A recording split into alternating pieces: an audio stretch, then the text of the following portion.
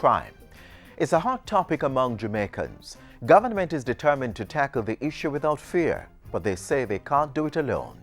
Along with the police, ordinary Jamaicans like me and you have to help create an environment that is unwelcome to criminals and criminal acts. This week on Jamaica Magazine's Current Affairs program, Security Minister Peter Bunting takes on the hot-button issue of crime. We have strengthened the relationships with our international partners. Only earlier this week, we signed a memorandum of cooperation with the United States, where they are going to share the criminal histories of persons who are being deported to Jamaica.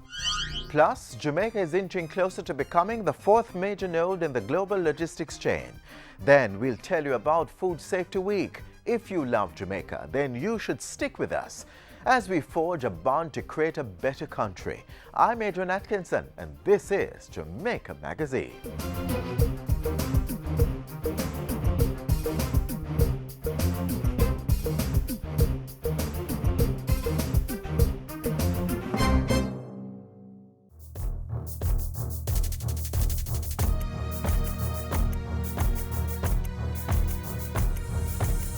Guns are a significant problem in Jamaica, and that is why we have to move to do something about it. It is in this context that I am now launching a special initiative of the Jamaica Constabulary Force, the Get the Guns campaign. You, the public, can keep illegal guns out of your communities by using all means to inform the police as to how illegal guns are stored and moved within the communities. Download and use the Stay Alert app from the Google Play Store. Call 119-311-811 or the nearest police station. As research has shown, crime is no respecter of persons. No one from any socioeconomic level is immune to the acts of evildoers. Next, we delve into the issues of crime in our country and arrive at some answers to erasing this monster.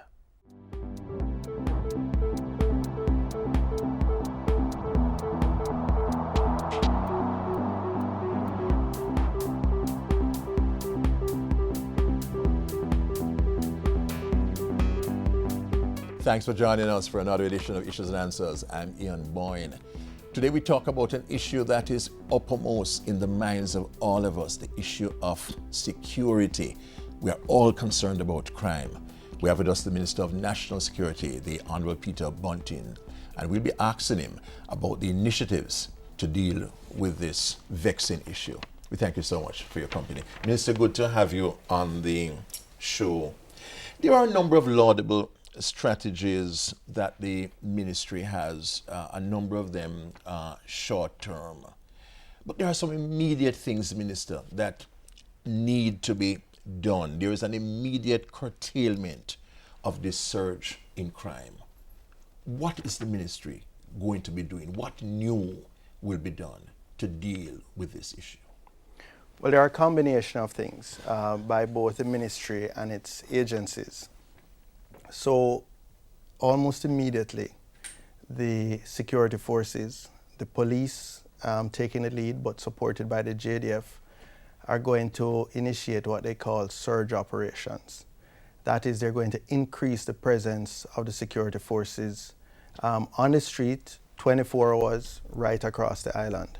We're going to be seeing more police and soldiers on the road. More police and soldiers. The infantry of the JDF is going to be deployed in support of the police, particularly in parishes like St. James, Westmoreland, Hanover, Clarendon, as well as the usual St. Catherine and the corporate area. Mm-hmm. We are going to see, for the first time, deployed operationally, the new squadron of protected mobility vehicles, what used to be referred to as armored personnel carriers.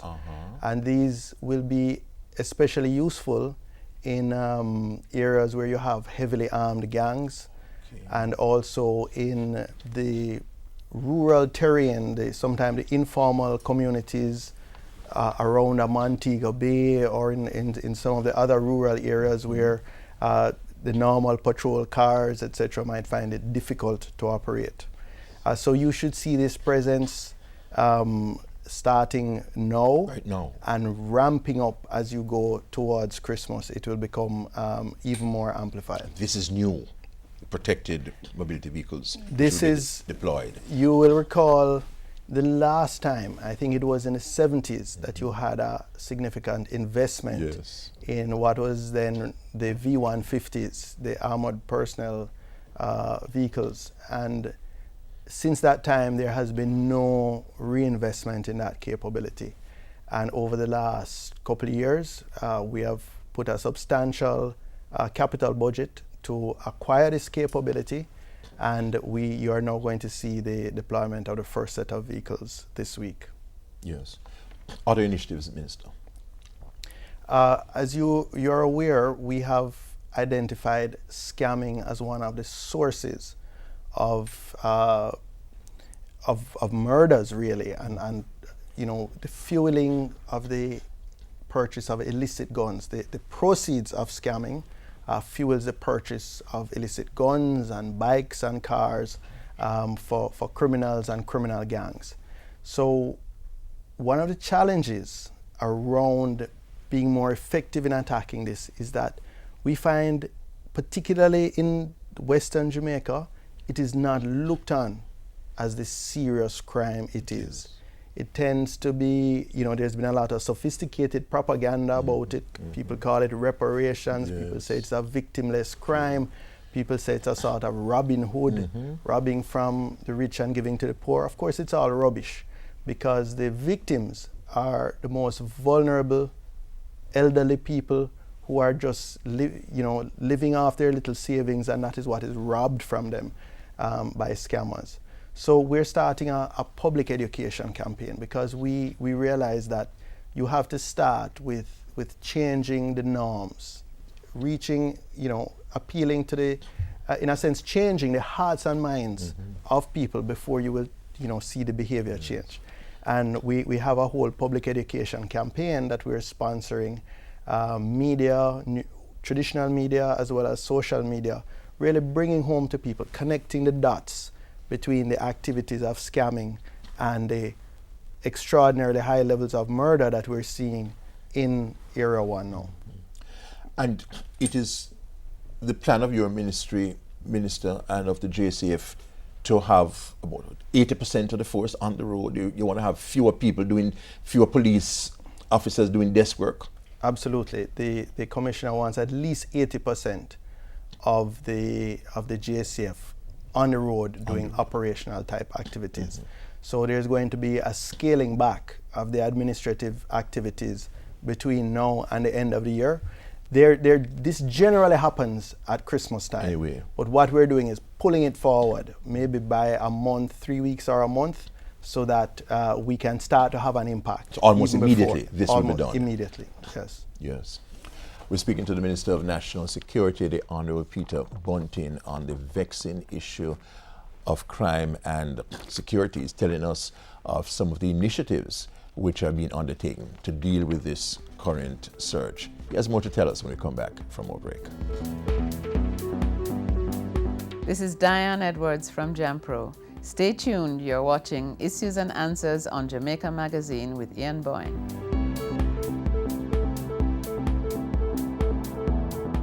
Welcome back. Minister of National Security, the Honorable Peter Bunting, is our guest.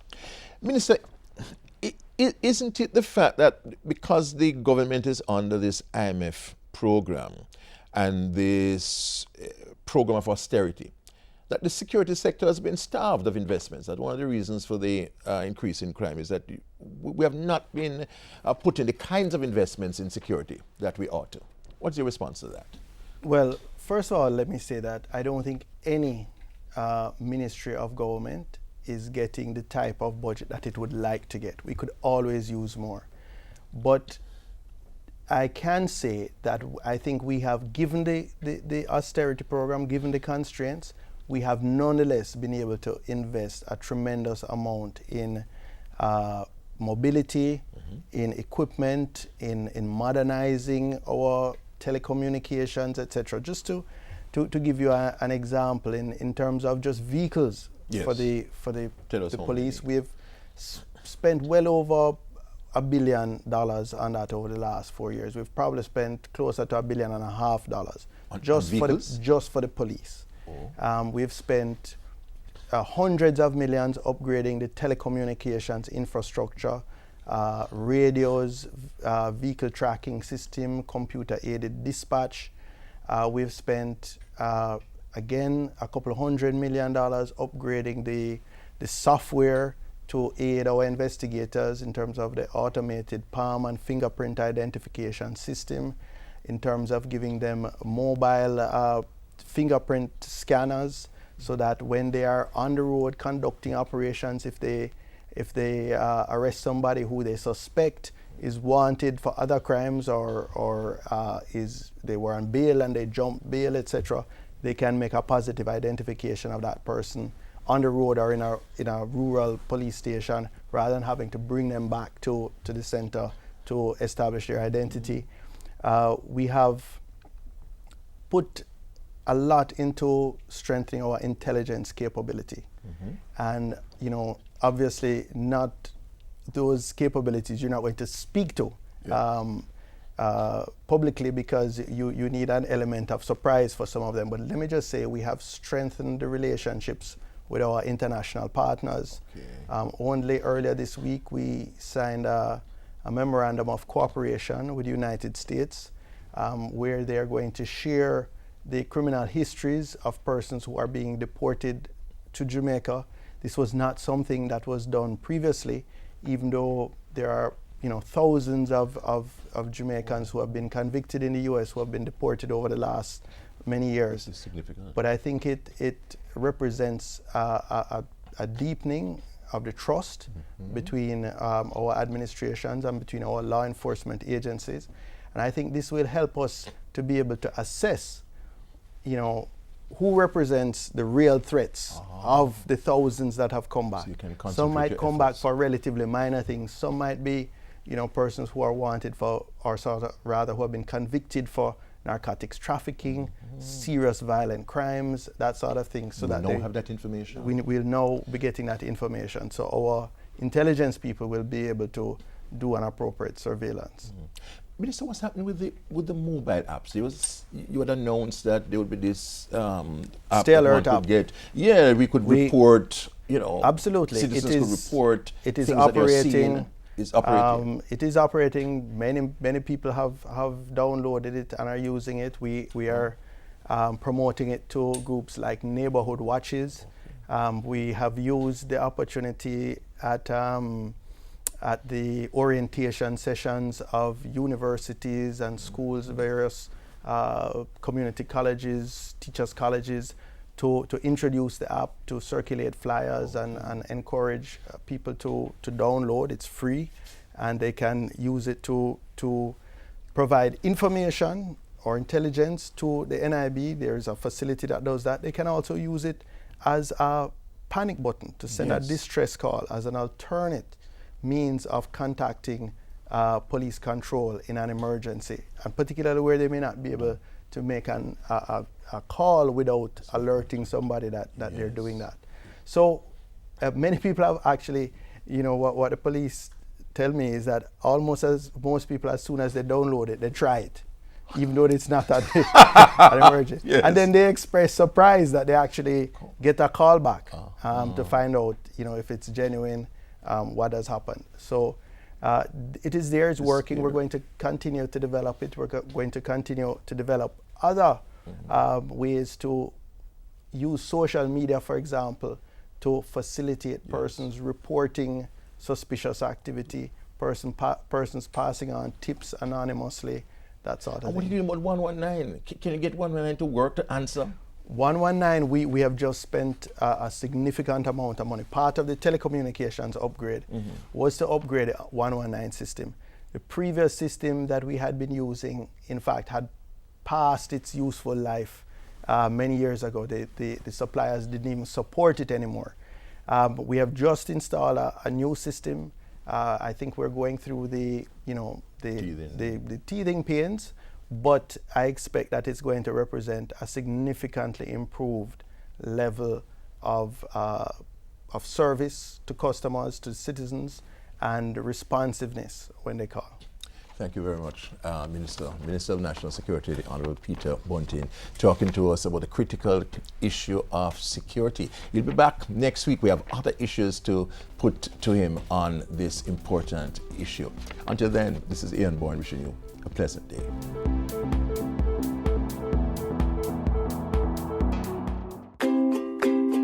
Jamaica, among the top 10 most improved economies in the world. That's right. Our island's business environment has advanced to the extent that the World Bank has noticed. The multilateral agency has named Jamaica one of the most improved economies globally in which to do business in its newly released Doing Business Report 2016. This ranking is attributed to Jamaica's implementation of 4 major reforms over the past year. Investors have noticed too and are coming on board. So let's continue to work together to make Jamaica the place of choice to do business. Are you hub ready? If not, you better be. A few weeks ago, government announced plans for the official opening of the Spanish Town Free Zone. News came shortly after that Jamaica was among the top 10 emerging economies in the world. Coming up, what it means to be a logistics-centered economy. Watch this.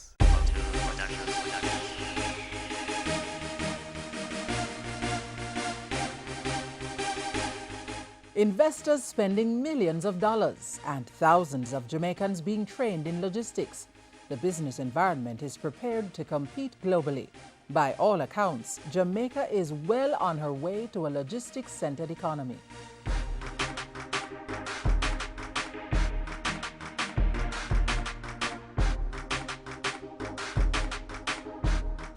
Let's now focus on what logistics and the Logistics Hub Trust is about.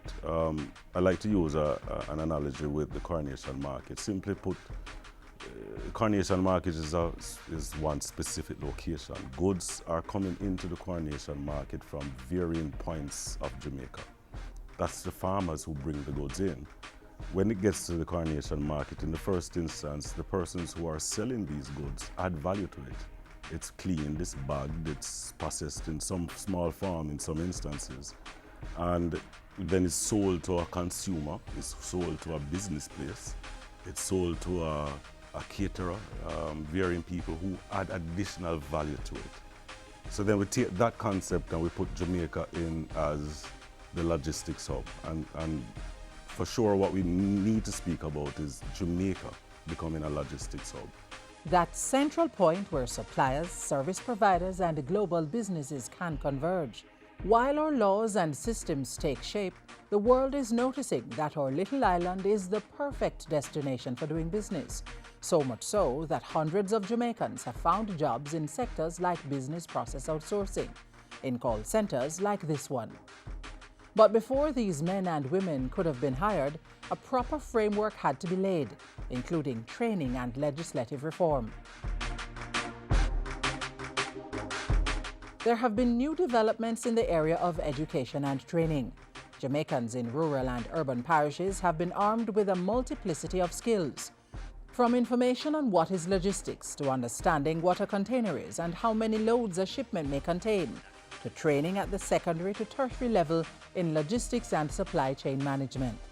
We have conducted 34,850 participants. We have conducted this training to face-to-face, in addition to several online and different, using social media. The ship said, why don't we reorganize ourselves like the airline? Training began with a course called Logistics 101.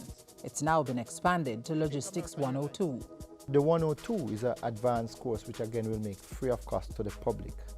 And this is now a 2-day training program, which we are now going to a specialized module where we're doing logistics and supply chain operations. We'll start by looking at the changes in the whole logistics industry, the impact of globalization, how branding affects, everything, the economic zones, and we're going to take this, as a slice where we get deeper and give people certain tools to be able to analyze the global industry.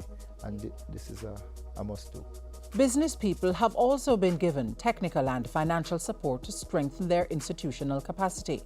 The Jamaica Business Development Corporation, the JBDC, has played a key role with its island-wide mobile business clinics.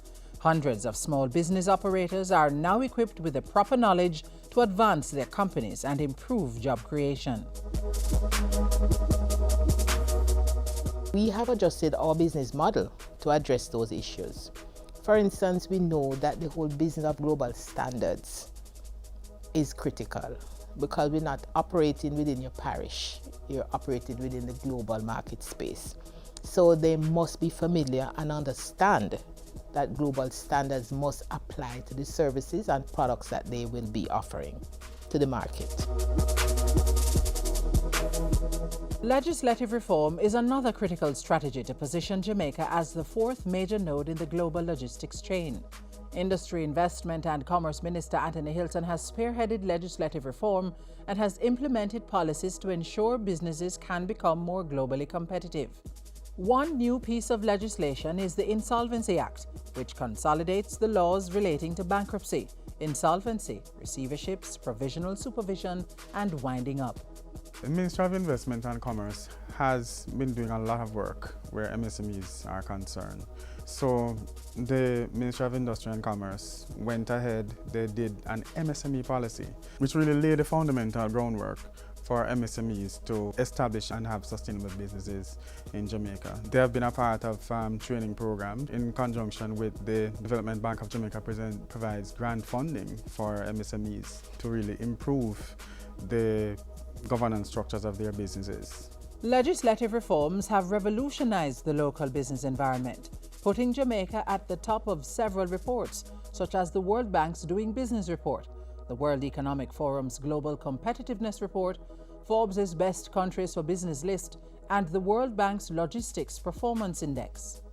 The business environment, the businesses that interact with the tax office, businesses that interact with the various government agencies, now will tell you, they will testify that the business environment as compared to probably a couple of years ago has greatly improved. A lot of stuff that they used to take months or a long time to get done is now happening at a very fast pace. Contractors are getting their plans approved even quicker. That means quite a few stuff has happened. The government, through the ministry, has also attracted investors to build businesses to employ more Jamaicans. So much so that the country is being referred to as the sweet spot for investors. Following the Jamaica Investment Forum in 2012, the Sutherland Global Solutions Business Process Outsourcing Center was opened. Then in 2015, the ministry once again, through its agency, the Jamaica Promotions Corporation, hosted Jamaica's premier business event, welcoming more than 184 investors for 3 days in Montego Bay under the theme, Let's Do Business. The second Jamaica Investment Forum focused on displaying bankable projects with opportunities for public-private partnerships, the sale and development of property, and promoting joint ventures. More than $1 billion worth of projects were on show for investors who were notably impressed. Going forward, the country is ready to take advantage of the opportunities that will emerge from the establishment of an international financial services center. The expansion of this very lucrative industry will result in economic growth for Jamaica and could provide employment for as many as 15,000 people. At the forum, a local IFC received positive feedback from local and international investors. It's expected that with the strengthening of the legal framework to support this emerging industry, more investment will be seen in this sector. This would move Jamaica from simply being a transshipment port to a hub where value can be added, where industries can be created and jobs multiplied. If you're that type of business who want to get involved in, for example, logistics businesses, you can get the necessary training. Training is available. Training provided by the Caribbean Maritime Institute. I know Fritz Pinnock, leading the Caribbean Maritime Institute, has gone ahead and prepared several programs preemptively to take advantage of the opportunities that are going to be presented. The Heart NTA is doing some amount of training, and you would have heard about Logistics 101 and 102, which has a free component in it that really provides training and really providing the information for businesses to take advantage. of the opportunities that are going to be presented in the future. Positioning Jamaica as the fourth major node on the global logistics chain is not an overnight job. It has taken years of planning and reform, training and commitment to a long-term vision. The Jamaica Logistics Hub Initiative is not a place, it's not a designated factory. It's a combination of activities and industries, all designed to ensure the country can offer the best services and goods to the world. Through institutional strengthening, capacity building, technical support, and legislative reform, investors are coming and businesses are being rolled out.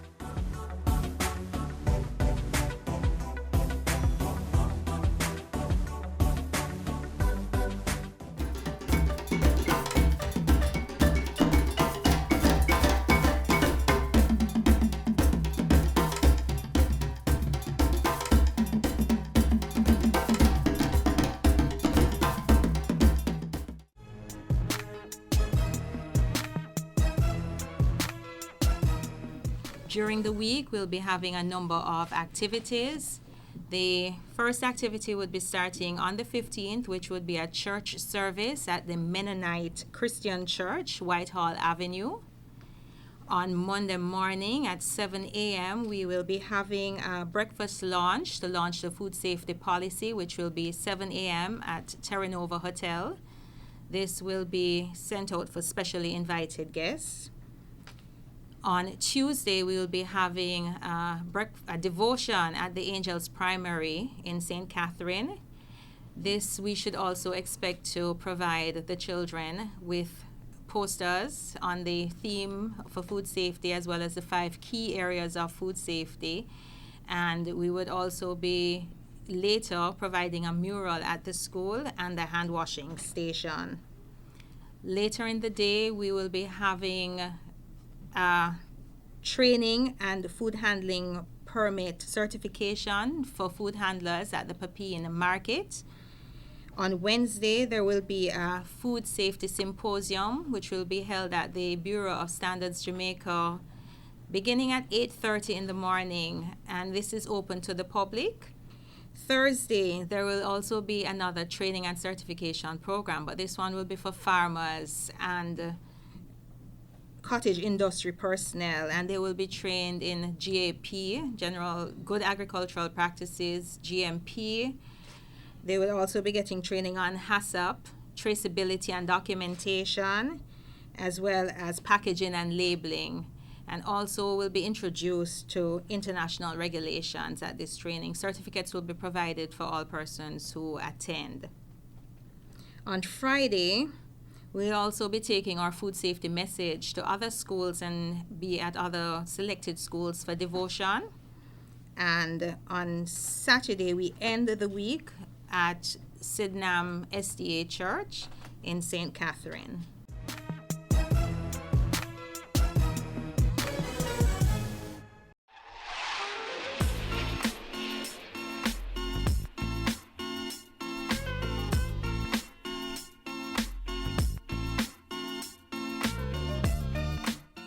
I leave you with these words as you start your week. Believe you can and you're halfway there. Words from former U.S. President Theodore Roosevelt. I'm Adrian Atkinson signing off for Jamaica Magazine. For more on the government's crime-fighting strategies, click on our webpage, gis.gov.jm. We're also on YouTube, Twitter, and Facebook, so log on and stay in the know. Have yourselves a happy Sunday.